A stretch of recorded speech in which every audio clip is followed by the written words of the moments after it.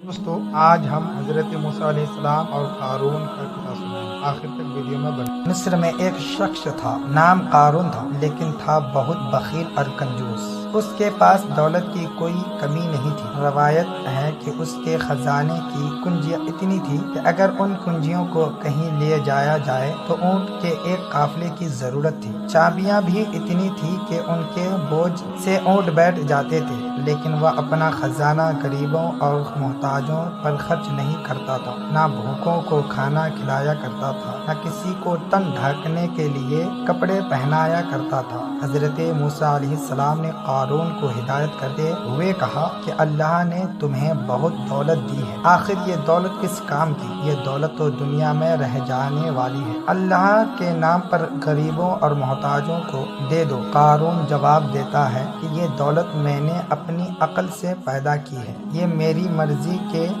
مرضی ہے، میں کسی کو دوں یا نہ دوں۔ حضرت موسیٰ علیہ السلام کہتے ہیں کہ اپنے مال میں سے زکوٰۃ ہی نکال، اس میں غریبوں کا بھلا ہوگا، تمہیں دعائیں ملیں گی، خدا تم سے راضی ہوگا۔ قارون کہتا ہے اگر میں اپنے مال سے زکوٰۃ نکالوں تو خدا مجھے اس کے بدلے میں کیا دے گا؟ حضرت موسیٰ علیہ السلام نے فرمایا کہ تیری آخرت سنور جائے۔ وہ موسیٰ پر الزام لگایا، موسیٰ میری دولت چھیننا چاہتا ہے۔ صرف یہی نہیں بلکہ حضرت موسیٰ علیہ السلام کی پاک بازی پر بھی دھبا لگایا اور بہتان باندھا تھا، یعنی انجام لگایا تھا۔ حضرت موسیٰ علیہ السلام قارون کے روئے اور ضد سے بہت پریشان تھے۔ انہیں یقین ہو چکا تھا کہ قارون کبھی بھی راہ راست پر نہیں چل سکتا اور نہ ہی آئے گا، بلکہ الٹا حضرت موسیٰ علیہ السلام کو بدنام کرنا شروع کیا اور تکلیف پہنچایا۔ اس پر اللہ تعالیٰ نے فرمایا اے ایمان والو،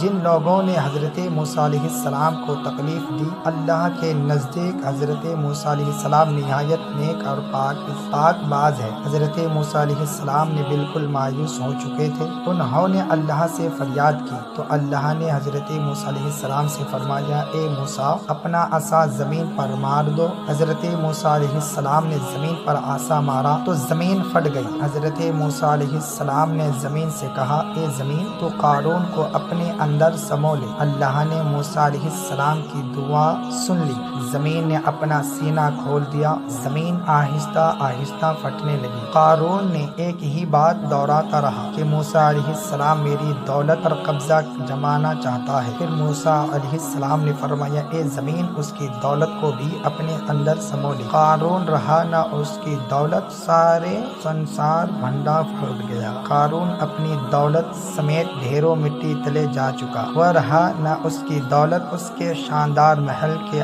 آس بھی مٹ گئے۔